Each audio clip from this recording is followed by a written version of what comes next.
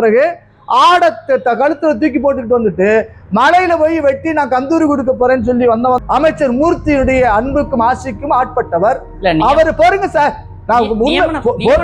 போருங்க sir, நான் பேசி கொடுக்கிறேன். நீங்க என்ன திமுக ஆளா?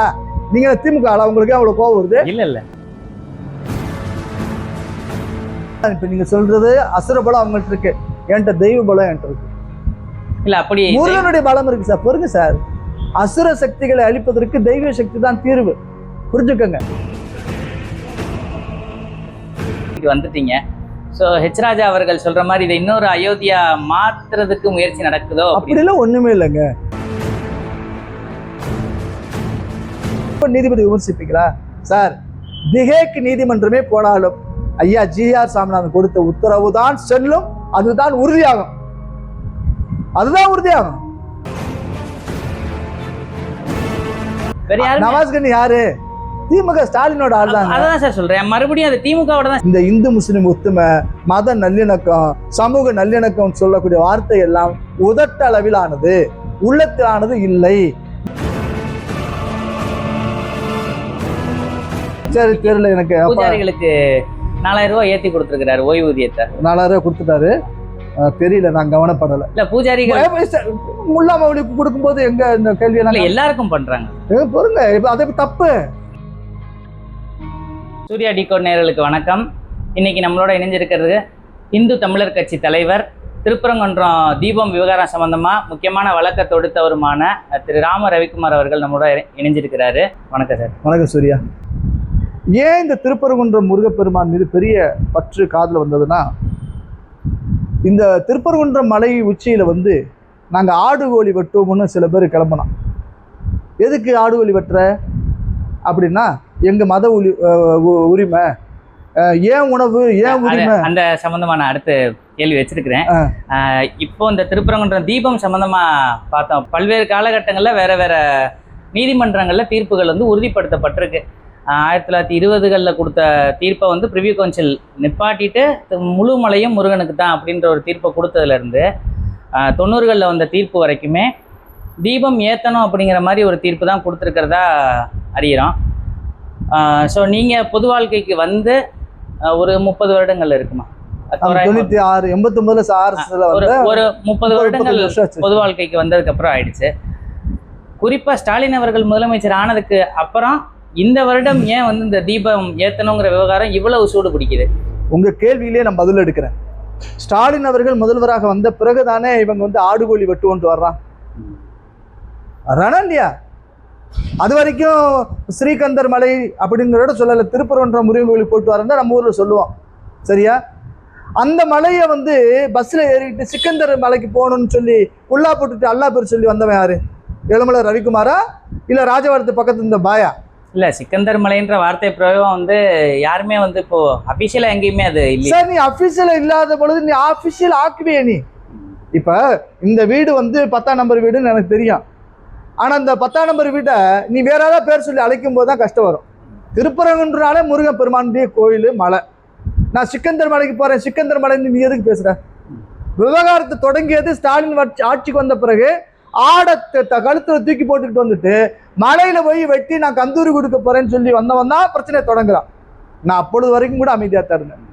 திருப்பரங்குன்றம் தீபம் ஏத்துறது ஏன் அப்பெல்லாம் தெரியல? உங்களுக்கு ஸ்டாலின் அரசாங்கம் வந்த பிறகுதான் தெரியுதான்னு கேட்கறீங்களே. நான் அதே கேள்வி உங்கள்கிட்ட கேட்கிறேன். சிக்கந்தர் மலைன்னு நீ சொல்லிக்கிட்டு ஆடுகோழி வெட்டணும்னு சொல்லி நீ இந்த மக்களை பிரச்சனை உருவாக்கி இந்துக்களுடைய மலையில நீ என்ன வேணா பிரியாணி பொட்டலம் கொண்டு வரேன்னு சொன்னா உனக்கு என்ன திமிரு நெஞ்செழுத்து இருக்கணும்? எப்படி இருக்கும்? மலையில எந்த மதத்துக்காரனும் ஆடுகோழி வெட்டல. சரி, ஆடுகோழி வெட்டுறோம். நம்மளால ஊரா சில பேர் சொன்னாங்க, நாங்க மலையில போய் வெட்டி பிரியாணி தின்றுருக்கோம்னு சொன்னா, டேய் நான் கீழே இருக்கக்கூடிய நம்ம கிரிவல பாதையில் இருப்பாருங்க, கருசாமி கோயில், பேச்சியம்மன் கோயில் இருக்கா இல்லையா? அந்த கோயில கெடா வெட்டுவோம். ஏன் இதே தர்காக்காரன் நான் கூப்பிடுறேன், நான் 10 கெடா வெட்டுறேன். கருசாமி கோயில் வா, மதுரவரன் கோயிலுக்கு வா, பட்டத்தரிசி வேலுந்தம்மன் கோயிலுக்கு வா, ஆடுகோழி வெட்டுவோம், பிரியாணி சமைப்போம். நீ தின்னு நான் திங்கிறேன், நீ சாப்பிட்டுட்டேன்னா நான் மனுஷன். இந்த திருமுருகன் காந்தி அப்புறம் சில பேர் இந்த வாஞ்சிநாதன் வகைரக்கா என்ன சொல்றான், ஆடுகோழி மலையில வெட்டணும், இதை ஹெச் ராஜா சாப்பிடுவாரா கேட்குறான். ஏண்டா ஹெச் ராஜா சாப்பிட்றதா உனக்கு பிரச்சனை, சாப்பிடாத உனக்கு பிரச்சனையா? நான் சாப்பிட்றேன்டா. தர்காக்காரவா நம்ம இந்து கோயிலில் கடா விட்டோம், கருசாமி கோயிலில் விட்டோம், வருவியா நீயே? வரமாட்டேன்.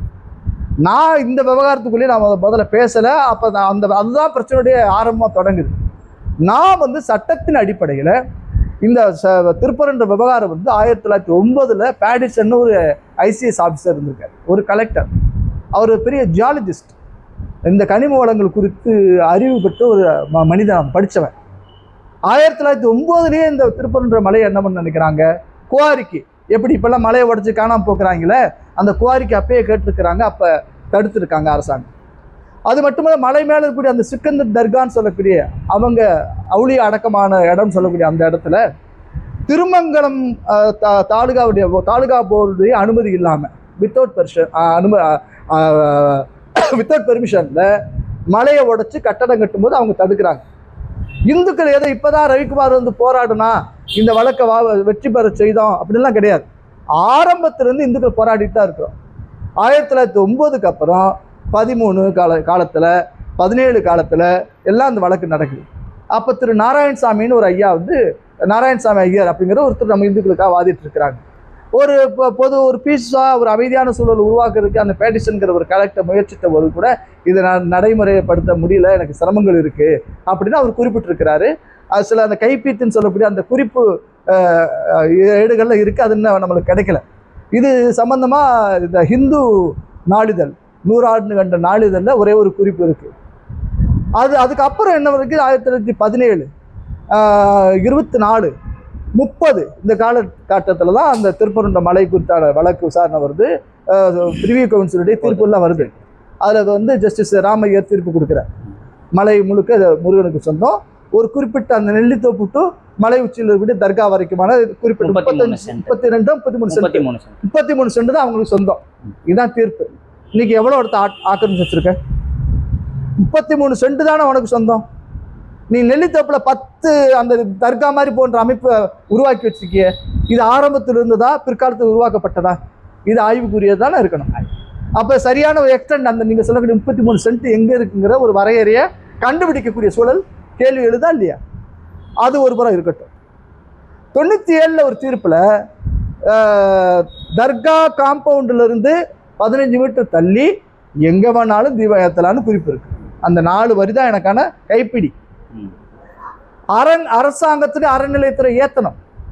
அப்படி அவங்க தீபம் ஏற்றாத பட்சத்தில் எனி டிவோட்டி எந்த மனிதரும் எந்த பிளேஸ்லையும் ஏற்றலாம் அப்படின்னு தான் குறிப்பு இருக்குது. அதன் அடிப்படையில் நான் வழக்கு தொடுத்தேன்.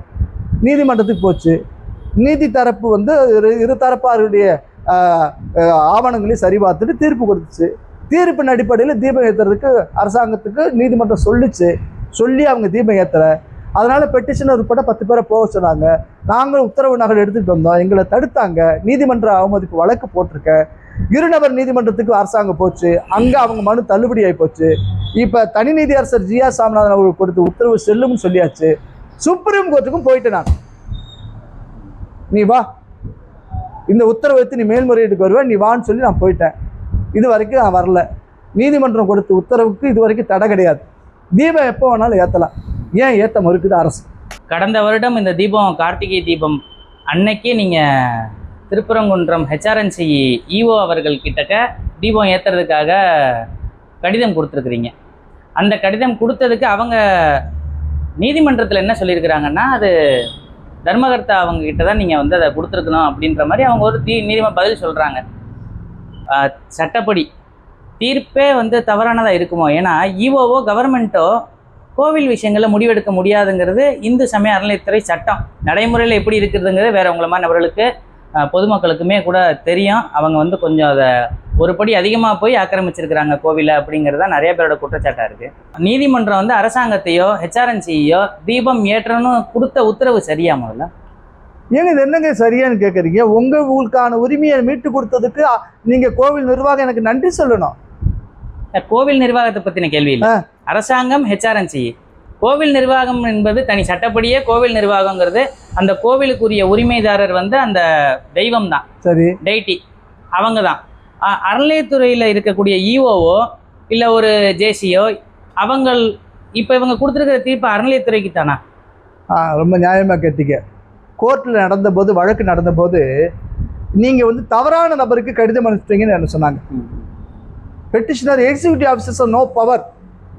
செயல் அலுவலருக்கு அதிகாரம் இல்லை. அவங்க சொன்ன வார்த்தை நீதிமன்றத்துல. இல்ல அது என்னமோ சொல்றேன், அதிசயமா உண்மையை சொல்லிட்டாங்க அவங்க. அதிகாரம் இல்லை. அதே தருணத்துல இவர் அறங்காவலர் குழுவுக்கு தான் அனுப்பி இருக்க வேண்டும் சொன்னாங்க. நான் என்ன கேட்டேன், நீ அறங்காவலர் குழுவுக்கு தான் அனுப்பணும்னு எனக்கே நீ பதில் அனுப்புன்னு நான் கேட்டேன். நான் குறிப்பிட்ட இடத்துல இவர் தீபம் ஏற்றணும்னு குறிப்பிடலைன்னு சொன்னாங்க. நான் குறிப்பிட்ட இடத்துல தீபம் ஏற்றலை குறிப்பிடலை, தீபம் ஏற்ற வேண்டிய இடத்த குறிப்பிடலைன்னு சொன்னாங்க. ஆனால் மலை மேலே இருக்கக்கூடிய தீபத்தூணை வந்து கட்டையை கட்டி மறைச்சாங்க. அப்போ நீ உறுதிப்படுத்திட்ட இதுதான் தீபம் ஏற்றக்கூடிய இடம்னு நீ தான் உறுதிப்படுத்துற. அது ஏதாவது பாதுகாப்புக்கு கூட கட்டிருக்கலாம்ல சார். அது எதுக்கு நீ அந்த அப்போ அந்த கல் சர்வே கல், எங்கள் அக்கா கனிமொழி பாணியில் சொல்கிறேன், சர்வே கல்லை காப்பாற்றுறதா உன் கவர்மெண்ட் வேலை ஆச்சுங்களா? ஒன்று. மேலே இருக்கக்கூடிய தீபத்தூண் என்பது தெரியும், தூங்குறவனை எழுப்பலாம், தூங்குறது மாதிரி நடிக்கிறவனை எழுப்பலாமா? இப்போ இந்த கோயில் நிர்வாகத்துக்கும் ரவிக்குமாருக்கு என்ன தொடர்பு அப்படின்னா, அவன் அரசாங்கம், நான் முருகனுக்கும் பக்தனுக்குமான உறவா நான் சொல்கிறேன்.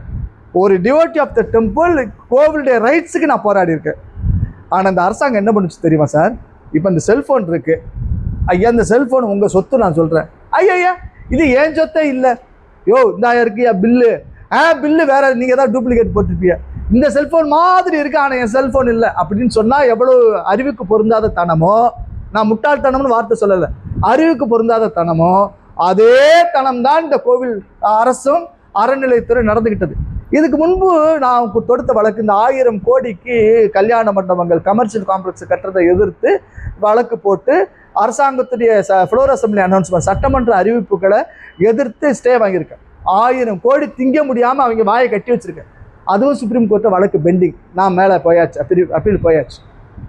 அதில் என்ன சொல்கிறாருன்னா நீதியரசர் ஐயா ஜஸ்டிஸ் SM சுப்பிரமணியம், நீ வந்து கோவில் அறங்காவலர்கள் ஒரு புறம் இருந்தாலும் ஹெச்ஆர்என்சி வந்து நீ ஓனர் கிடையாது. ஒவ்வொரு கோவிலுக்குமான உரிமையாளர் அந்தந்த கோவில் இருக்கக்கூடிய டெய்டி, இறைவன் இறைவி அவர்களுக்கு சொந்த தான். ஆனால் கரையான் புத்தெடுக்க கருணாக வந்தது மாதிரி இந்த அறநிலையத்துறை உள்ளே வந்துருச்சு. அறங்காவலர் என்று நியமிக்கக்கூடியவர்கள் வந்து முன்னாடி தர்மத்தை காத்தாங்க. இப்போ அரசாங்கத்துக்கு ஆமாம் சாமி போடக்கூடிய ரப்பர் ஸ்டாம்புகளாக இருக்கிறான் நான் குற்றம் சொல்கிறேன். அறங்காவலர்கள் எந்த அறத்தை அவன் காப்பாற்றுறான்? எந்த தர்மத்தை அவன் காப்பாற்றுறான்? தர்மத்திற்கு விரோதமாக, அறத்துக்கு விரோதமாக செயல்படக்கூடிய நபர்களுக்கு ஆளும் அரசாங்கத்துடைய அதிகாரத்தின் ஆசியினாலே வந்தவர்கள், ஆளும் அரசாங்கத்தின் ஆசியினால் வந்தவர்கள் இந்துக்களுக்கு விரோதமாக செயல்படுகிறார்கள். ஏன் திருப்பரங்குன்ற மலையில் இன்னைக்கு இந்த இருக்கக்கூடிய ட்ரஸ்ட் போர்டு யாரு? பாலாஜின்னு ஒரு நபர் இருக்கிறாரு. அந்த பாலாஜி என்கின்ற நபர் திமுகவை சார்ந்தவர், அமைச்சர் மூர்த்தியுடைய அன்புக்கும் ஆசைக்கும் ஆட்பட்டவர். அவர் போருங்க சார், பொறுங்க சார், நான் பேசி கொடுக்கிறேன். நீங்க என்ன திமுகலா? நீங்க திமுகலா? உங்களுக்கு அவ்வளவு கோவம் வருது? இல்ல இல்ல. அப்புறம் என்ன, இந்த கோயில்ல அந்த அறங்காவலர் குழுவுடைய அந்த பாலாஜியுடைய மனைவி அந்த அம்மா இருக்கு. கோர்ட் டிசம்பர் 1 தீர்ப்பு கொடுத்துருச்சு. கொடுத்த தீர்ப்பை செயல்முறைப்படுத்த வேண்டியது யாரு? அங்க இருந்த செயல் அலுவலர் யக்கி Narayanan, deputy commissioner, in charge officer வந்து நோட்ல எழுதுறாரு. உங்க அறங்காவலர் குழு தீர்மான நோட்ல எழுதினாரா இல்லையா? முருகன் சாட்சிய சத்தியம் நான் சொல்றேன், எழுதினார். டிசம்பர் 1 தீர்ப்பு வந்த பிறகு நீதிமன்ற உத்தரவு அமல்படுத்த சொல்லி எழுதினார். எழுதியதற்கு கையெழுத்துப்பட மறுத்தவர்கள் இவங்க. 3 தீர்ப்பை ஏற்றிருக்கணுமா இல்லையா? நான் 2 உனக்கு ரிமைண்டர் லெட்டர் கொடுக்குறேன், ஜட்ஜ்மெண்ட் காப்பி கொடுக்குறேன், பொருள் கொடுக்குறேன், தீபம் ஏற்ற சொல்லி 3 இவ்வளவு நீ பண்ண மறுக்கின்ற பொழுதுதான் நான் வந்து கோர்ட்டுக்கு போறேன் அவமதிப்புக்கு. இல்லை, அந்த இடத்துல தான் எனக்கு என்ன சந்தேகம் ஏற்படுதுன்னா, நீதிமன்றங்களை குழப்புற நடவடிக்கை எதுவும் நடக்குதோ அப்படின்ற ஒரு சந்தேகம். ஏன்னா இப்போது தர்காவுக்கு மேலே வந்து சந்தனக்கூடு திருவிழா நடந்தப்போ நம்ம கள்ளத்தி மரத்தில் கொடியேற்றப்பட்டது. அந்த கொடியை அகற்றும்படி ஒரு உத்தரவு வந்தது. கொடியை அகற்றும்படி உத்தரவு ஏற்றுனதுக்கு கோவில் ஈவோ கம்ப்ளைண்ட் பண்ண சொல்லி ஒரு ஆர்டர் வந்தது. அப்படி சட்டப்படி பார்த்தோன்னா கூட அதிகாரம் இல்லாத ஈவோ எப்படி கம்ப்ளைண்ட் கொடுக்க முடியும்? நீதிமன்றங்கள் குழம்புதா? நீதிமன்றத்தை இவன் குழப்புறான். அதை தான் கேட்க நான் சொல்றேன் கேளுங்க. நீங்க நாங்க தீபம் ஏத்தணும் சொல்லி நீதிமன்றம் உத்தரவு கொடுத்து காவல் பாதுகாப்போடு வந்த பொழுது கூட 144 தடை உத்தரவு போட்டு நீதிமன்றத்தை விட அதிகாரமிக்க நபராக மதுரை மாவட்ட ஆட்சியர் பிரவீன்குமார் நடந்து கொண்ட விளைவுதான் நாங்க தீபம் ஏற்ற முடியல. அப்புறம் நான் நீதிமன்ற அவமதிப்பு கண்டெம்ட் போயாச்சு. அப்பொழுது நாங்க சொல்றோம், 10 பேருக்கு நீதியரசு சொல்லியிருக்கிறார், பெட்டிஷன் உட்பட 10 நபர்கள் பாதுகாப்போடு போ முடியாது, 5 பேர் போ முடியாது, 144 போட்டிருக்கேன் நீ, அதுவே இல்லீகல் சட்டவிரோதம், சரி 3 நபர் அலோவ் பண்ணு முடியாது, 1 நபர் அலோவ் பண்ணு முடியாது, நாங்க சட்டம் ஒழுங்கு பிரச்சனை வந்துடும். அதுக்கு அவங்க மன்னிப்பு கேட்டு மன்னிப்பு அவங்களுக்கு மன்னிப்பு எல்லாம் நீ ஏத்த வேண்டியது பண்ணாம மன்னிப்பு. சரி, இதே மன்னிப்பு சாதாரண ஒரு மனுஷன் சட்டத்தை மீறுறான், அவன் மன்னிப்பு கேட்ட விட்டுருவீங்களா? இல்ல கலெக்டர் மன்னிப்பை தவிர பாக்கி எல்லாத்தையும் ஏத்துக்கலாம்னு ஹைகோர்ட் சொல்லி இருக்குது சார். அதுல எனக்கு மாற்று கருத்து இருக்கு. ஒரு நீதியரசருடைய உத்தரவு மதிக்க, அப்ப நாளைக்கு இது ஒரு முன்னுதாரணம் இல்ல, நாளைக்கு சுப்ரீம் கோர்ட் ஜட்ஜி கொடுக்குறாரு ஒரு தீர்ப்பு, அதை மதிக்கல, ஐயோ 2 மாசம் கழிச்சு மன்னிச்சுக்குங்கன்னு விட்டுருவாங்களா? தவறு. இந்த திருப்பரங்குன்ற விஷயத்துல நான் சொல்றேன், அன்னைக்கு எங்களை தீபம் ஏற்ற விடலை. அதே போலீஸ், அதே கலெக்டர், இந்த அரசு நிர்வாகம் சிக்கந்தர் தர்காவுடைய அந்த மலையில அவங்க சந்தனக்கூடு கொண்டாடுறதுக்கு கொடி எடுத்துட்டு போனாங்க. கொடி 2 கொடி போகும். நீங்க திருப்பரங்குன்ற கூட்டத்தில் இருக்கனால சொல்றேன், ஒரு கொடி வண்டியில ஊர்வலமா போகும், மலை சுத்தி வரும், இன்னொரு கொடியும் வரும். அன்னைக்கு என்ன பண்ணிட்டான், ரொம்ப புத்தாலித்தனமா மக்களை ஏமாத்துறதுக்கு ஒரு கொடியை மாட்டு வண்டியில வச்சுட்டு ஊர்வலமா கிளப்பி விட்டான். பார்த்தீர்களா, கொடியை வணங்கிய இந்துக்கள், இந்து முஸ்லீம் இடையே ஒத்துமையா இருக்கு, இதுதான்டா தமிழ்நாடு, வெங்காய நாடுன்னு அவன் சொன்னான். ஆனா நடந்தது என்ன தெரியுமா? நேர மசூதியிலிருந்து கொடியை தூக்கிட்டு கடன்னு ஒரு 30 வேலு போனான். எங்களை மறுத்த அந்த பேரிகார்டெல்லாம் அன்னைக்கு திறக்கப்பட்டது கதவுகள். காவல் பாதுகாப்போட டார்ச் லைட் அடிச்சுக்கிட்டு கள்ளத்தி மரத்துல போய் கொடியேற்றுறான். என்ன மரத்துல? கள்ளத்தி மரம். அந்த கள்ளத்தி மரம் ஸ்தல விருட்சம், கோயிலுக்கு சொந்தமான இடம். நாங்க அன்னைக்கே இந்த வீடியோவை நான் முதல் வெளியிட்டேன். மலையில அங்க இருக்கக்கூடிய லோக்கல் டிஎஸ்பி ஒரு பிரியான்னு ஒரு அம்மா, சசி பிரியாவா சந்திர பிரியாவா ஏதோ ஒரு பிரியா, அந்த அம்மா பாதுகாப்புல ரொம்ப தேங்க்ஸ் மேடம், நீங்க தான் மேடம் நாங்க அடுத்த வாட்டி கோர்ட்ல ஆர்டர் வாங்குற மேடம் எல்லாமே கொடுத்துருக்கேன், நான் கம்ப்ளைண்ட் பண்ணியிருக்கேன். கோர்ட் என்ன பண்ணுது, நீதிமன்ற அவமதிப்பு வழக்கில் வரும்போது கள்ளத்தி மரத்துல நம்ம மலையில தீபம் ஏற்றுறதுக்கு அனுமதி மறுத்தீங்க. கள்ளத்தி மரம் என்பது யாருடைய தெரியுமா? கோவிலோட ஸ்தல விருட்சம். அங்கே கொடி ஏற்றுறதுக்கு எப்படி அலோவ் பண்ணீங்கன்னு கேட்குறாரு ஈவோட்ட. ஜட்ஜு கேட்குறாங்க. அவரால் பதில் சொல்ல முடியல. நீ கம்ப்ளைண்ட் கொடுத்துருக்கீங்களா? ஆக்கிரமிக்க முயற்சி பண்ணியிருக்காங்களே, கொடுக்கல. கம்ப்ளைண்ட் கொடுத்தா நடவடிக்கை எடுப்பீங்களா? போலீஸுங்க நடவடிக்கை எடுப்பாங்கிறாங்க. அதுக்கப்புறம் நீதியரசர் சொல்கிறாரு கம்ப்ளைண்ட் கொடுப்பாங்க, நடவடிக்கை எடுப்பாங்கன்னு சொன்ன பிறகுதான் ஈஓ வச்சு கம்ப்ளைண்ட் பண்ணுறாங்க. யாரை வச்சு? அதிகாரம் இல்லாத நபரை வச்சு. அப்போ இந்த அறங்காவலர் குழு இருக்கு பாருங்க, நீங்க சொன்னக்கூடிய அறங்காவலர்கள் இந்த மலையில கொடியேற்றும் போது அதை தடுத்து நோக்கணுமா வேண்டாமா? அப்ப நீ யாருக்கு விசுவாசமா இருக்க? மலைக்கான உரிமைக்கு நான் கேட்கிறேன், மலையுடைய சொத்தை பாதுகாக்கணுங்கிறதுக்காக நான் கேட்கிறேன், இந்துக்களுடைய வழிபாட்டு உரிமையை நிலைநாட்டணும்னு சொல்லி நான் கேட்கிறேன். ஆனா முழுக்க இவ்வளவு அறங்காவலர் குழுவுக்கு தான் பவர் இருக்குன்னா சார், முருகனை 2 பொண்டாட்டிக்காரன்னு சொன்னா சார், நீ வச்ச வக்கீலு எந்த கோயில் காசுல இருந்து வக்கீலுக்கு ஃபீஸ் கொடுக்குறியோ அந்த தெய்வத்தை, இந்துக்கள் வணங்கக்கூடிய தெய்வத்தை 2 பொண்டாட்டின்னு சொன்னான். என்ன பண்ண அந்த அறங்காவலர் குழு? அந்த வக்கீல் வாதிட்டு இருக்காரு, அவங்களுக்கு வேண்டப்பட்டவங்களுக்கு 2 பொண்டாட்டி இருக்கலாம். எப்பொழுதுமே கோர்ட்லயும் பொண்டாட்டிக்கு இவங்களுக்கு நடப்பு சொல்றா சார். அந்த ஆளு முருகனுக்கு 2 பொண்டாட்டி இருக்கலாம், அதுக்காக 2 இடத்துல தீபம் ஏற்ற முடியாது. ஏன் செத்து போன கருணாநிதிக்கு ஊரில் செலவு வைக்கிறீங்களே, தயிரோட வைக்கிறீங்களே? கோயில் முருகனுக்கு, எங்க வள்ளி தெய்வம் இருக்கக்கூடிய அந்த முருகனுக்கு 2 பொண்டாட்டின்னு ஒருத்தன் கேட்கிறானா, அவனுக்கு என்ன திமிர் இருக்கணும்? அவனை எதிர்த்து நீ புகார் கொடுத்தியா? இதெல்லாம் கேட்டா நான் மதவாதியா? அறங்காவலர் குழுவில் இருக்கக்கூடியவர்கள் அரசியல் சார்பற்றவர்களாக இருக்க வேண்டும் என்பது விதி இருந்தாலும், விதியை ஏமாற்றக்கூடியவர்களாக, விதியை மடைமாற்றி அரசுக்கு, ஆண்டவனுக்கு இல்ல ஆள்பவனுக்கு ஆமாம் சாமி போடுபவர்களே அறங்காவலர்கள். இல்லை, எதுக்காக இந்த கேள்வி? ஸோ இப்போ நீதிமன்றம் சம்மந்தமான விஷயங்களில் பார்த்தோம் அப்படின்னா, விகாஸ் சிங், நம்ம bar council, Delhi bar council supreme court president Vikas Singh அவங்கள கூட்டிகிட்டு அரசாங்கத்து சார்பாவா இல்லாட்டி நம்ம கோவில் சார்பா, அது என்னன்னு எனக்கு தெரியல, அந்த டீட்டெயில் தெரியல. ஒரு ஹியரிங் வாதாடுறதுக்கு 50 லட்ச ரூபா வரைக்கும் சார்ஜ் பண்ணுவாங்க, கோடிக்கணக்கில் சொன்னாங்க. அதை சொல்கிறாங்க. அது என்னென்னு விவரம் தெரியல. அந்த காசெல்லாம் கோவில்ல இருந்து போதா, அரசாங்கத்துல இருந்து போதா, இல்லை உங்களுக்கு எதுவும் தகவல் அது சொன்னா தெரியும் சார்? இப்போ மரத்தை வெட்டுறதுக்கு கோடாரிக்கு எது பயன்படுது? அந்த மரத்தினுடைய கிளையே பயன்படும். அது மாதிரி கோயிலுக்கு ஆதரவாக வாதிட வேண்டும் என்பதற்காக கோவிலுக்கு இருந்து நீங்க வழக்கு காசு எடுத்தா பரவாயில்ல, கோயிலுடைய உரிமைக்காக நீங்க வழக்கு காசு எடுத்தா பரவாயில்ல, கோவிலுக்கு விரோதமாக வழக்காடுறதுக்கே நீ காசு எடுத்துக்கிறதா சொல்றாங்க. ஒரு வெள்ளை அறிக்கை வெளியிட சொல்லுங்களேன். அந்த விகாஷ்ங்கிற ஒரு மனிதர் சொல்றாரு, நீதியரசர் ஜி.ஆர். சாமிநாதன் தேர்தலில் போட்டியிட போறார், அவர் எதிர்காலத்தில் ஏதாவது பண்ண போறாரு, அதுக்காக அவர் ஒரு சார்பா பேசுறாருன்னு சொல்லி டிவிஷன் பெஞ்சில் வாதிட்டார். நீதிமன்ற அவமதிப்பு கண்டெம்ட் கோர்ட் ஜி.ஆர். சாமிநாதன் பெஞ்சில் ஐயா சொன்னாங்க, மிஸ்டர் விகாஸ் சிங் நேற்று அந்த கோர்ட்ல பதிவு பண்ணதை இங்க பதிவு பண்ணுங்கிறார். எப்படி ஒரு ஜட்ஜை பத்தி நீங்க பேசலாம்னு கேட்டார். பதில் சொல்ல முடியல அந்த மனிதனால. பேச முடியல சார். நீங்க வந்து பேசுவதெல்லாம் தமிழர்கள், திராவிடம், இனமானம் அப்படின்லாம் சொல்றீங்களே. விகாஸ் சிங் தானே உங்களுக்கு தேவைப்படுறாரு கமிஷனருக்கு ஆதரவா வந்து பேசுறதுக்கு. சட்டத்துக்கு அதுல இடம் இருக்கா சார்? இப்படி இப்ப பார் கவுன்சில் டெல்லி பிரசிடன்ட் கூட்டிட்டு வந்து லட்சக்கணக்கில் சார் திருப்பரங்குன்ற பிரச்சனை, திருப்பரங்குன்ற பார்த்துருப்பாரு அந்த மனுஷன். கமிஷனர் செஞ்ச தப்புக்கு, அரசாங்கம் செஞ்ச தப்புக்கு விகாஸ் சிங் தேவைப்படுறாரு. ஆனா நாங்க பேசிய வாதிட்ட வழக்கறிஞர் எல்லாரும் தமிழன். எங்க ஐயா திரு அருண் சாமிநாதன், திரு எம்.ஆர். வெங்கடேஷ், ஐயா வள்ளியப்பன் டெல்லியில அவங்க தான் வாதிட போறாங்க. ஒரு செய்தி சொல்றேன். இந்த 1924 இந்த வழக்கு தொடர்ந்து வளர்ந்த போது ஒரு நகரத்தார் இந்த கோவிலுக்கு ட்ரஸ்டியா இருந்தாங்க. ஒரு ராமையர் ஜட்ஜ்மெண்ட் கொடுத்தாரு. அதே செட்டப் தான் இன்றைக்கும் வழக்கில் இருக்கு. அது முருகன் விருப்பம் தம்பி. நீங்க முருகனுடைய உண்மை 100 வருடம் கழித்து இந்த வரலாறு என்பது சாதாரண வரலாறு. 100 வருடம் கழித்து இந்த வரலாறு 1924 தொடங்கிய வழக்கு எப்ப தீர்வுக்கு வருது? 2024, 25, 100 வருஷம் கழித்து இந்த வரலாறு. சுப்ரீம் கோர்ட்டுக்கு போயிருக்கிறீங்க. ஆமா, சுப்ரீம் கோர்ட்டு போகணுன்னாலே ஒரு சராசரி சட்டம் இருக்கு. எந்த ஒரு தனி மனிதனும் உச்சநீதிமன்றத்தை அணுகலாம்ன்றது சட்டம் இருக்கு. ஆனால் அப்படி யதார்த்தம் அப்படி இல்லை. சுப்ரீம் கோர்ட்டுக்கு போகிறதுக்கு ஒரு பின்புலம் தேவைப்படுது, பொருளாதார பின்புலம் தேவைப்படுது. இந்த மாதிரி அசுர பலம் கொண்ட ஒரு எதிரியை எதிர்க்கணும்னா நிறைய பணம் தேவைப்படும். நம்மளுக்கு பொருளாதார ரீதியா எந்த அளவுக்கு? அதுதான் இப்ப நீங்க சொல்றது. அசுர பலம் அவங்கள்ட்ட இருக்கு, என்கிட்ட தெய்வ பலம் என்கிட்ட இருக்கு. இல்ல அப்படி முருகனுடைய பலம் இருக்கு சார். பாருங்க சார், அசுர சக்திகளை அழிப்பதற்கு தெய்வ சக்தி தான் தீர்வு. புரிஞ்சுக்கங்க. அவன் தெய்வ சக்தி நீங்க சொல்லவே இல்லை. உங்க வார்த்தை அசுர பலம். அசுரர்களை அழித்த கடவுள் என் கடவுள், முருக கடவுள். சூரசம்ஹார மூர்த்தி என் கடவுள்.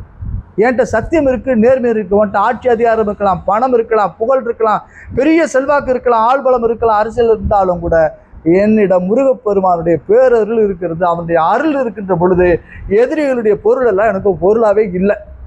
இந்த வழக்கிற்கு உண்மையாக வாதிட்டவர்கள் வழக்கறிஞர்கள். சத்தியத்தின் பக்கம், நேர்மையின் பக்கம் இருந்து முருகனே விரும்பிய தீர்ப்பு. அப்படிதான் நான் பார்ப்பேன். அதனால தெய்வ வளம் இருக்கிற பொழுது நான் யாரையும் இல்லை. சுப்ரீம் கோர்ட்டும் இல்லை, அதற்கும் மேலே எந்த கோர்ட் இருந்தாலும் அந்த கோர்ட்டில் வெல்லுவோம். புரியுதா? ஒரு எளியவன், சாதாரண ஒரு ஊர், ஒரு எளிய குடும்பத்துக்கார பிள்ளை ஒட்டுமொத்தமான அரசையும் நியாயத்துக்காக நிற்க வச்சனா இல்லையா? நான் அகந்தையில் பேசலை. அது முருகன் விரும்பி இருக்கேன். தெய்வ பலத்தோடு போராடுகின்ற பொழுது அசுர பலம் அழிந்து ஒழிந்து போகும். இது நிச்சயம், இது சத்தியம். புரியுதாங்கன்னு? அதனால இவனெல்லாம் கவலையப்படாதீங்க. ஆனால் அன்னைக்கு மலையில் தீபம் ஏற்ற விட்டுருந்தான்னா பிரச்சனையே இல்லை. தீபம் ஏற்ற விடாத விளைவு பாருங்க. ஒவ்வொரு சாதாரண இந்துக்களுடைய மனதிலும் கூட அவர்கள் ஒரு தீபத்தை விதைச்சுதான் பாருங்க. பிரதமர் ஐயா மோடி இங்க வரணும்னு என்ன விதி இருக்கு? நாளைக்கு வர போறாங்க. கொஞ்சம் அரசியல் சந்தேகங்கள்லாம் இருக்கு. எப்படி இல்லை என்னன்னா, இப்போ இம்பீச்மெண்ட்டுக்கு இவங்க இம்பீச்மெண்ட்டை ட்ரிகர் இனிஷியேட் பண்றாங்க. இம்பீச்மெண்ட் இனிஷியேட் பண்ணதுக்கு அமித்ஷா அவர்கள் நாடாளுமன்ற கூட்டத்தொடர் நடந்துட்டு இருக்கிறப்பே அந்த இம்பீச்மெண்ட் இனிஷியேட் பண்ணதை கண்டித்து பேசுகிறாரு அமித்ஷா அவர்கள். இப்போ பாரத பிரதமர் நரேந்திர மோடி அவர்கள் போராடி எல்லாரும் சேர்ந்து இங்கே திருப்பரங்குன்றத்துக்கு கூட்டிகிட்டு வந்துட்டீங்க. ஸோ ஹெச் ராஜா அவர்கள் சொல்கிற மாதிரி இதை இன்னொரு அயோத்தியா மாற்றுறதுக்கு முயற்சி நடக்குதோ? அப்படிலாம் ஒன்றுமே இல்லைங்க. ஒரு செய்தி உங்களுக்கு சொல்கிறேன். ஐயா மோடி அவர்களுக்கும் விருச்சிக ராசி அனுஷ நட்சத்திரம், எனக்கும் விருச்சிக ராசி அனுஷ நட்சத்திரம். புரிதுங்களா? அது முருகனுடைய ஆதிக்கம் மிகுந்த நட்சத்திரங்கள். நான் இந்த வழக்கு தீர்ப்பு வந்தது பொழுது அன்னைக்கு நான் இரவு பிரஸ் மீட்டில் சொல்கிறேன். இந்த வழக்கு தொடுத்த பிறகும் சொல்கிறேன், இந்த உத்தரவை அமுல்படுத்தலைன்னு சொன்னால் பாராளுமன்றம் வரைக்கும் இதை நாங்கள் எதிரொலிக்க செய்வோம்னு சொன்னோம். அது நடந்தது. பாரத பிரதமர் இங்கே வருவதற்கு காரணம் முருகன் தான் விரும்புகிறான்.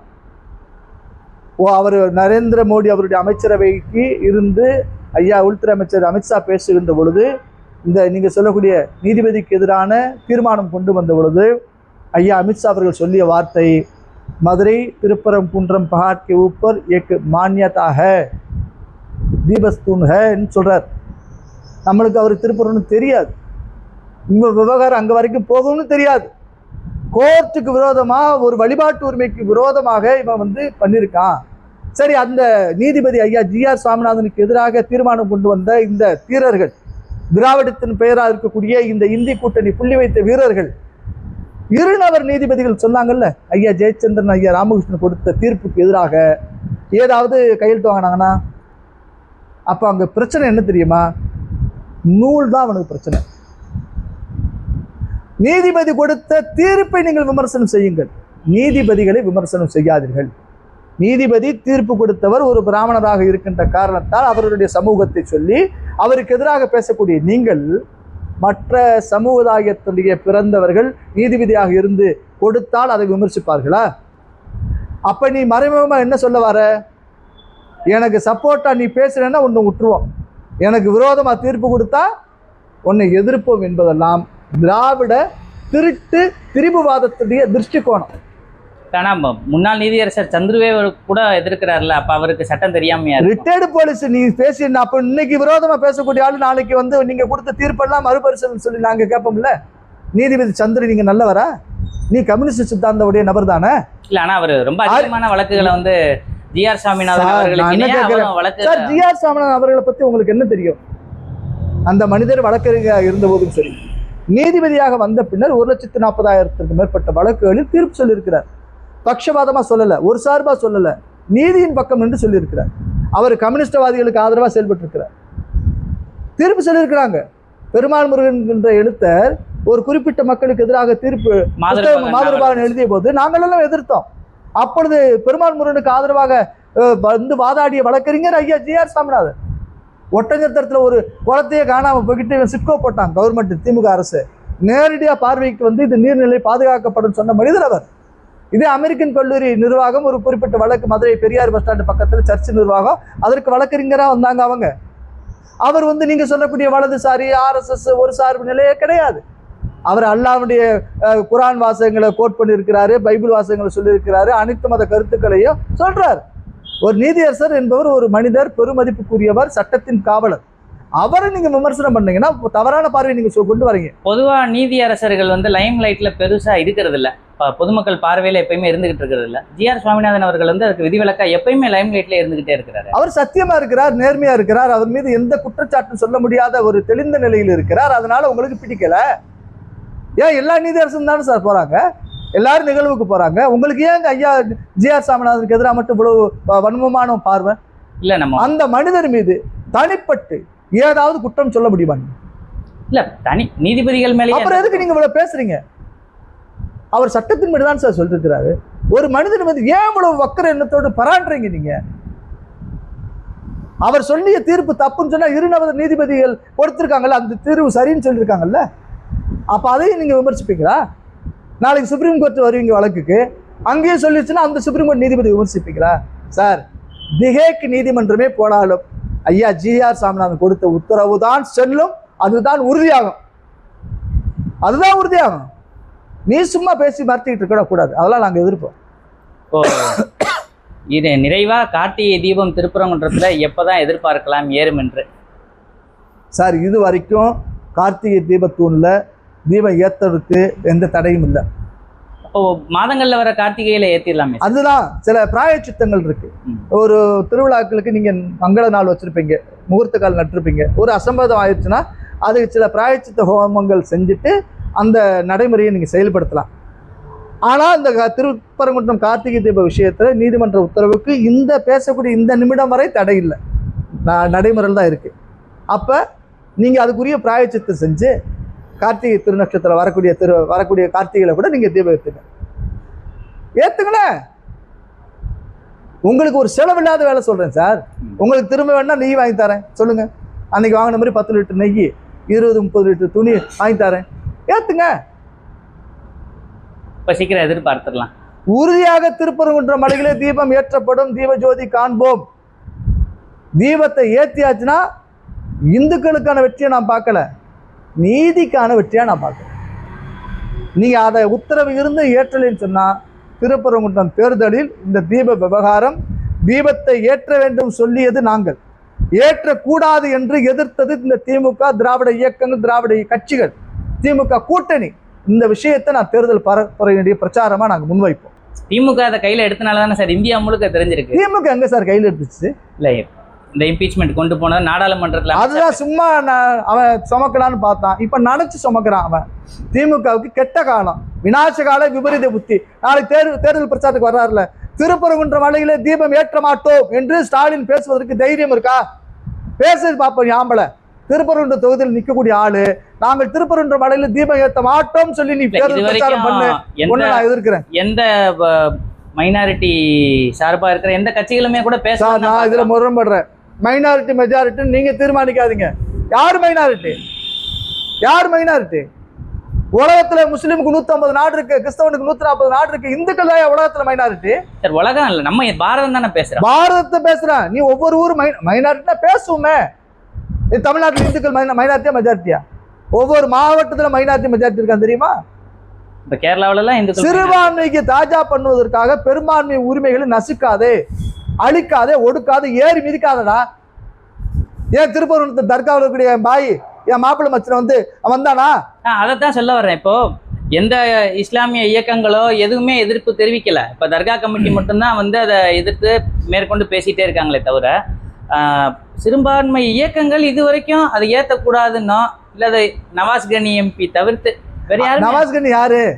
திமுக ஸ்டாலினோட ஆள் தான். அதான் சார் சொல்றேன், மறுபடியும் அது திமுகவோட தான் சேர்ந்து நிக்கிறாரே தவிர சிறுபான்மை இயக்கங்கள் நம்மளோட ஒரு விஷயம் புரிஞ்சுக்கங்க. இந்த இந்து முஸ்லிம் ஒத்துமை, மத நல்லிணக்கம், சமூக நல்லிணக்கம் சொல்லக்கூடிய வார்த்தை எல்லாம் உதட்டளவிலானது, உள்ளத்திலானது இல்லை. இந்த ரோஸ் மில்க்கு கொடுத்துக்கிட்டு ஐயோ இந்து முஸ்லிம் பாய் பாய் சகோதரன், நீ அக்கினி சட்டி எடுத்துட்டு போகும்போது உன் மேல தண்ணி அடிச்சுட்டு ஐயோ குளிர்வித்த முஸ்லீம்கள், அக்கினி சட்டி எடுத்து இந்துக்கள். ஏண்டா வெங்காய வழக்கண்ண திருப்பரங்குன்ற மலையில தீபம் ஏத்துறதுக்கு வந்தபோது முஸ்லீம் வந்து கீழே மறைச்சுக்கிட்டா, ஆடு ஒளி தீட்டு வந்தான். அப்பெல்லாம் நீ அமைதியை அடக்கி வச்சிருந்தேன்னா இந்துக்கள் இன்னைக்கு ஏன் நான் நல்லிணக்கம் பேசாம இருக்கிறோம்? எந்த முஸ்லீம் எதிர்க்காது இந்த அரசாங்கம் ஏன்டா சூப்பர் முஸ்லிமா நடந்துக்கிற? எதுக்கு நடந்துக்கிறேன்னு கேட்கிறேன். மத நல்லிணக்கம் யார்கிட்ட பேசுற? சும்மா இப்ப பாத்தீங்கன்னா இப்ப நோம்பு கஞ்சி எல்லாம் திறப்பான்.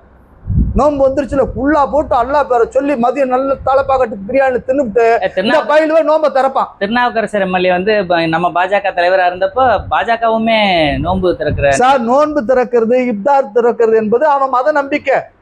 அவன் உண்மைக்கே எச்சிய கூட முழுங்காம விரதம் இருக்கிறான். இவன் நல்லா மூக்கு பிடிக்க நல்ல பிரியாணி, மட்டன் பிரியாணி, சிக்கன் பிரியாணி தின்னுபிட்டு நீ புல்லா போட்டுக்கிட்டு ஏமாத்திக்கிட்டு உண்மையான முஸ்லிம்கள் விரதம் இருப்பதை கொச்சப்படுத்துற நீ. சார் நீங்க சட்ட போராட்ட களத்திலயும் இந்த தர்ம போராட்ட களத்திலயும் இருக்கிறப்ப அந்த நிகழ்வு உச்சமா இருக்கிற சமயத்துல தர்கா தரப்புல இருந்தோ இல்ல அந்த மாற்று மதத்தினர் தரப்புல இருந்தோ உங்களை தொடர்பு கொண்டு எதுவும் பேசினாங்களா? நான் பேசவும், அவங்க யாரும் பேசவும் இல்லை. நான் நீதிமன்றத்தை நாடிட்டேன். நீதிமன்றத்துக்கு அந்த தரப்பார் வருவாங்க, நாங்களும் உட்காந்துருப்போம். நீதிமன்ற தீர்ப்பு என்ன வருதோ அதை ஏற்று நடப்போங்கிற அடிப்படை தான் நான் இருந்தேன். நீதிமன்றத்துக்கு வெளியே நம்ம எதுவும் பேசிக்கிறது? வெளியில வந்தா டீ கடையில் டீ சாப்பிடுவோம், அவங்களும் டீ சாப்பிடுவோம், நான் டீ சாப்பிடுவேன். பார்த்து சிரிச்சா சிரிப்பேன், நல்லா இருக்கீங்களா, நல்லா இருக்கேன். நீ என்ன ஒரு கால கண்ணாடி தானே சாமி. இப்போ தம்பி சொல்லுது, சர்மா சொல்லுது வணக்கம்னா நான் வணக்கம் ஏன்னா நான் என்ன சொல்லுவேன், நீ என்ன மரியாதை கொடுக்குற அந்த மரியாதை வணக்கம். ஆமா, என்ன ஆயுதம் எடுக்கணுங்கிறத நான் ஆயுதமே எடுக்கலையே. நான் வேலாயுத சாமி கடவுள். நான் கருப்சாமி எல்லாம் ஆகல, மதுரை ஒரு நாள் ஆகல, நான் வேலாயுத சாமியா இருக்கேன். ஆமா, வேலாயுத சாமியா இருக்கு. சார் இப்போ நம்ம பிற சமுதாயங்களை ஒப்பிடும் பொழுது இப்போ திருப்பரங்குன்ற வாரத்தில் எடுத்துக்கிட்டோம்னா இதுக்கு முன்னாடி சென்னிமலையிலையும் எடுத்துக்கிட்டோம்னா இந்த தர்ம களத்தில் இல்லை அந்த சட்ட களத்தில் 40+ வயசு இருக்கிறவங்கள அதிகமாக பார்க்க முடியுது. கூட்டமே அதிகம் இல்லை. இந்த வாட்டி இந்து முன்னணி எடுத்த இதில் பலகானத்தில் ஒரு கூட்டத்தை பார்க்க முடிஞ்சது. இந்து மாநாடுல நல்ல கூட்டம் வந்தது, குடும்பமாக வந்தாங்க. இந்து மாநாட்டில் இளைஞர் சக்தி வந்து வேற வேற இயக்கங்கள் கொத்திட்டு போய்கிட்டு இருக்கிறப்ப நம்ம சைடு எதில் நம்ம லேக் ஆகுறோம்? அப்படி நான் பார்க்கல. சாதாரண இளைஞரின் மத்தியத்திலும் கூட இந்த திருப்பரங்குன்ற விஷயம் பெரிய மாற்றத்தை உருவாக்கியிருக்கு. நான் சாதாரண போகிறேன், நிறைய இடங்களில் அறிமுகம் இல்லாத மனிதர்கள், இந்து இயக்கங்களுக்கு சம்பந்தம் இல்லாதவர்கள், பொது மனிதர்கள், ஐயா நாங்கள் செய்ய முடியாத வேலை நீ செஞ்சுருக்கீங்க. இன்னைக்கு உங்கள்கிட்ட வரதுக்கு முன்னாடி கூட போய் ஒரு பேட்டி கொடுத்து வந்தேன். ஒரு மனிதர் கோயிலுக்கு முன்னாடி என் காலை நமஸ்கரிக்கிறேன், அதுக்கு தகுதியோட நான் கிடையாது, நெகிழ்ந்து பேசுறாரு. ஐயா இது நாங்கள் செய்ய முடியல, நீங்கள் செஞ்சீங்கன்னு சொல்கிறார். சாதாரண மனுஷனை கூட யோசிச்சு வேண்டாம், ஒரு தீபம் ஏற்றுறதுக்கு இந்த அரசாங்கம் விட மாட்டேங்கிறான். அப்படி என்னடா இந்துக்களுக்கு இந்த நாட்டில் இவங்க விரோதமாக இருக்கிறாங்கிற ஒரு கோபத்தை, சத்திய ஆவேசத்தை உருவாக்கி இருக்கு இந்த வழக்கு. ஆமாம், அப்போ தான் பார்க்குறேன் நான். இந்து விரோதி அரங்காவலர் நாளைக்கு அவனுக்கு பிரதமருக்கு வரவேற்பு கொடுத்தோம். நாங்களோ எங்கள் முன்னோர்களோ மலையில தீபம் ஏற்றியது கிடையாதுன்னு சொல்லி அரசாங்கத்துடைய அழுத்தத்திற்கு ஆட்பட்டு கடிதம் கொடுத்த ராசா பட்டர் குடத்தை தூக்கிட்டு வந்துட்டு முன்னாடி நின்று போஸ் கொடுப்பேன். கொஞ்சமாவது உங்களுக்கெல்லாம் மனசாட்சி இருக்கா? நான் முருகனை நித்தியம் வழிபடக்கூடிய முருகப்பெருமான் மீது பெரும் பக்தி கொண்டு நீ இந்த அரசாங்கம் என்னை நெருக்கியது நான் கையெழுத்து போட மாட்டேன்னு சொல்லியிருந்தேன்னா உன்னை வந்து நான் தூக்கி கொண்டாடுவேன், உன்னை நமஸ்கரிப்பேன், வணங்குவேன். நீ அந்த அரசாங்கம் கொடுக்கக்கூடிய அற்ப பவிஷுக்கு உனக்கு கொடுக்கக்கூடிய கும்பாபிஷேக கான்ட்ராக்டுக்கு அதிகாரமே 5 ஆண்டுகள் இருக்கக்கூடிய இந்த அரசாங்கத்துக்கு அடிமை சேவனம் செய்வது போல ஆளும் அரசுக்கு ஆமாமசாமி போட்டு கையெழுத்து போட்டு விட்டு முருகனுக்கு விரோதமாக இருந்த மனிதனே கொஞ்சமாவது மனசாட்சிப்படி யோசி. பிரதமருக்கு முன்னாடி பூர்ணகும்பம் கொடுக்க போறியே, கொஞ்சமாவது மனசு இருக்கா? என் உயிரே போனாலும் முருகனுக்கு எதிராக நான் எழுதி கொடுக்க மாட்டேன்னு சொல்லி இந்த ராஜா பட்டு சொல்லியிருந்தாருன்னா அந்த மனுஷன் நான் தூக்கு கொண்டாடுவேன்யா. இவங்களெல்லாம் எதுல வார்த்தை சொல்றதுன்னு எனக்கு தெரியல. இந்த பூர்ணச்சந்திரன் ஒரு தம்பி செத்து போனான். ஏன் செத்தான்? அந்த தம்பி நீதிமன்றம் தீர்ப்பை நடைமுறைப்படுத்தல. கலெக்டர் கமிஷனர் சொல்லி மனசு வெதுப்பி தீக்குளிச்சு செத்துட்டான். ஒரு 100 கோடி ரூபாய் பணம் தாருன்னு சொன்னாலும் எவனும் செய்ய இயலாத காரியம். தற்கொலை செய்வதற்கும் தனி தைரியம் வேணும். ஏன் சொல்றேன் பொறுங்க. இந்த முருகன் கோயில் வந்து நான் தீக்குளிச்சிருப்பேன். நான் தற்கொலை செய்தது தீக்குளிச்சதை நான் ஆதரிச்சு பேசல. ஆனால் நான் மலையில வந்து இந்த தீபத்தில் தீக்குளிச்சிருந்தேன்னா கோவில் தீட்டுப்பட்டு சொல்லி அவன் இறந்து போயிட்டான். ஐயோ ரவிக்குமார் வழக்கு போட்டா, என்ன வந்து பிரதமர் முன்னாடி போட்டாக்கு போஸ்ட் வச்சு உன் போட்டா நீ வச்சுக்க, பிரதமர்கிட்ட கட்சிக்காரன் நீ போய் நின்னுக்க, அதை பத்தி எனக்கு கவலை இல்லை. முருகனுக்கு ஆதரவு நின்னுங்கிறேன் சார். எப்பொழுதுமே வெற்றிக்கு பல முதலாளி சார். ஆரம்பம் வரமாட்டாங்க. இந்த குதிரை ஓடும்னு சொன்னா பந்தயம் கட்டுவான். இத்தனை ஆண்டு காலம் போராட்டம் ஆர்ப்பாட்டம் அதெல்லாம் பண்ணீங்க. நீதிமன்றமானது அதை வழக்கை எடுத்துக்கிட்ட பிறகு தான் நீங்களாம் வந்து சேர்ந்துக்கிட்டீங்க. புரியுதா? நீங்க உங்களுக்கு எல்லாமே தெரியும். நான் சொல்ல வேண்டிய விஷயம் கிடையாது. நான் அரசியல் கட்சி இருக்கட்டும் சார். அரசு கட்சி இருந்து நீங்க அதுக்குரிய செய்யுங்கிறேன். ஒருத்தர் செத்து போனான்ல, அவன் நம்ம இந்து இல்லையா? நம்ம குடும்பம் இல்லையா அவன்? நீங்களும் நானும் போய் போட்டோக்கு போஸ்ட் கொடுத்தா போதுமா? ஒரு ஃப்ரேம் பண்ணி வச்சுக்கலாம் பிரதமரோட போட்டோ எடுத்து. அந்த குடும்பம் செத்து போயிருக்கேன். ஒரு மனைவிக்கு புருஷன் இல்லையே, பிள்ளைகளுக்கு அப்பா இல்லையே, பெத்தவனுக்கு பிள்ளை இல்லையா? சும்மா இவங்க வந்து பேசுறாங்க. அதெல்லாம் தப்பு. ரொம்ப கோபத்தில் இருக்கேன். நம்ம பிரதமர் அவர்கள் இப்போ திருப்பரங்குன்றத்துக்கு வர சூழல் சரியில்லை அப்படின்னு சொல்லிட்டு மதுரையில சேர்ந்த ஒரு அவெல்லாம் முகவரி இல்லாத முண்டங்கள், எலும்பு துண்டுக்கு வாழாட்டக்கூடிய நாய்கள். இல்ல பதட்டமான சூழல் தானே. என்ன பதட்டம்? நான் திருப்பரங்குன்றம் போயிட்டு அந்த என்ன பதட்டம் இருக்கு? மத நல்லிணக்க கூட்டமைப்பு என்கின்ற பெயரால பிற மதத்தவர்கள் போடக்கூடிய கொடுக்கக்கூடிய காசுக்கு வாழாட்டக்கூடிய நாய்கள். என் பாரத பிரதமர் இந்த திருப்பரங்குன்ற வருகைக்கு எதிராக கருப்பு வீடு காட்டுவோன்னு சொல்றானா, இவன்லாம் என்ன வார்த்தை கெட்ட வார்த்தைன்னு சொல்லி பேசணும். நான் பேச மாட்டேன். என்ன பேசுனா அவனுக்கு எனக்கு வித்தியாசம் இல்லாமல் போயிடும். பாரத பிரதமருக்கு எதிராக இவன் கருப்பு கொடி போராட்டம் ஆர்ப்பாட்டம் ஏதாவது பண்ணானா அவனை முன்னெச்சரிக்கையா கைது செய்யணுங்கிற கோரிக்கையை நான் அரசாங்கத்துக்கு வைக்கிறேன். ஏன் சார் நான் ஒரு கேட்குற மத நல்லிணக்கம்னா எல்லா மதத்துக்கு தானே நிற்கணும். அது என்னடா முஸ்லீமுக்கு மட்டும் பிரச்சனை? நீங்க வர்றீங்க எங்கிருந்து வர்றீங்க? எங்கிருந்து நீங்க கிளம்புறீங்க? இல்ல சார், இப்போ கூட இந்த பூஜாரிகள் மாநாடு நடத்தி ஓய்வூதியத்தெல்லாம் 4000 உயர்த்திருக்கு. இன்னைக்கு காலையில தெரியல எனக்கு. பூஜாரிகளுக்கு 4000 ரூபாய் ஏற்றி கொடுத்துருக்காரு ஓய்வூதியத்தை. 4000 கொடுத்துட்டாரு. தெரியல, நான் கவனப்படலை. இல்ல பூஜாரிகள் முல்லா மௌலிக்கு கொடுக்கும்போது எங்க இந்த கேள்வி எல்லாருக்கும் பண்றாங்க. பொருங்க, இப்ப அதே தப்பு. பூசாரிக்கு யார்கிட்ட இருந்து காசு கொடுக்குறியா? அரசாங்கம் தன்னுடைய ஓய்வூதியத்தை தன்னுடைய காசா இந்த அறநிலைத்துறை காசா? அதை கொஞ்சம் செக் பண்ணி சொல்லுங்க. தன்னுடைய காசா அறநிலைத்துறை காசான்னு செக் பண்ணி கொடுக்கணுங்கிறதுல மாற்றுக்கிறது இருக்க முடியாது. கொடுக்கணும் சார். என் காசு இந்த கடை வருமானத்தை, என் கோயில் வருமானத்தை நீ எடுத்துக்கிற, என் கோயில் சொத்தை நீ நிர்வகிச்சுக்கிற. நீ கோயிலுக்கு நான் அது செய்யற இது செய்யணும்னு சொல்லிட்டு 4000 கோயில்களுக்கு கும்பாபிஷேகம் செய்த அப்பா மாடல் திராவிட மாடல் அரசுன்னு சொல்ற. ஆனா நோம்பு கஞ்சி அரிசி கொடுத்துரு யாரு? எங்க இருந்து கொடுக்குற? நோம்பு கஞ்சிக்கு 11000 மெட்ரிக் டன்னா 17000 மெட்ரிக் டன் அரிசி கொடுக்குற. எந்த காசு இருந்து கொடுக்குற? அரசாங்கம். முல்லா மௌலிக்கு காசு எங்க இருந்து கொடுக்குற? அரசாங்கத்துல. பழுதடைந்த சர்ச்சை மேம்பாடு செய்யறதுக்கு 17 கோடி ரூபாய் ஒதுக்குறது எந்த காசு? இல்ல கோவில்களுக்கும் ஒதுக்கி இருக்கிறாங்களா? கோயில் காசு ஏற்றம் ஓட்டருக்கு கோயில் காசு சட்டசபையில அறிவிப்பு. சட்டசபையில அறிவிக்கிறதுக்கு உனக்கு உரிமை இல்லைன்னு சொல்லி தீர்ப்பு சொல்லிருக்கு கோர்ட்டு. சார் அவங்க எந்த தீர்ப்பையுமே மதிக்கிறது இல்லைன்றது. அப்ப நீ நீதி விரோதி அரசு. திமுக நீதி விரோதி, அரசாங்கம் நீதி விரோதிகள்.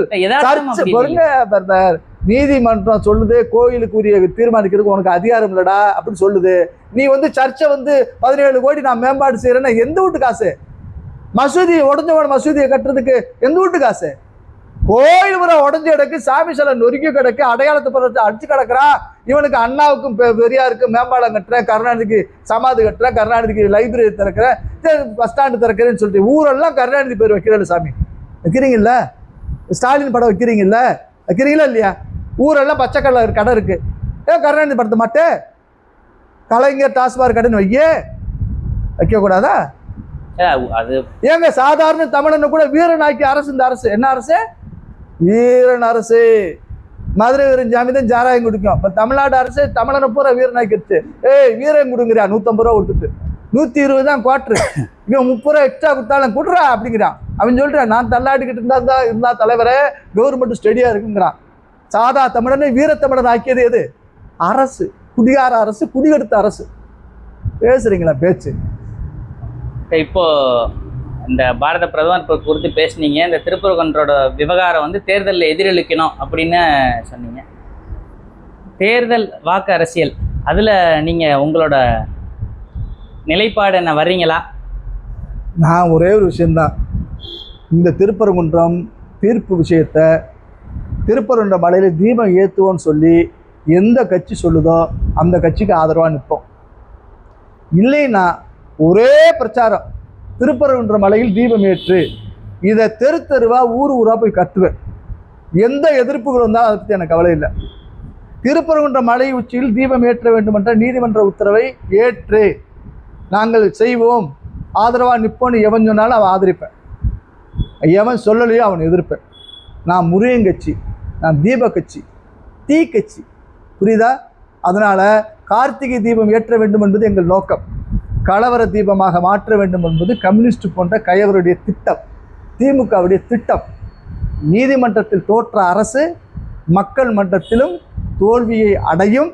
அதற்கான செயலை, சக்தியை, அருளை திருப்பரங்குன்ற முருகப்பெருமான் தருவார்.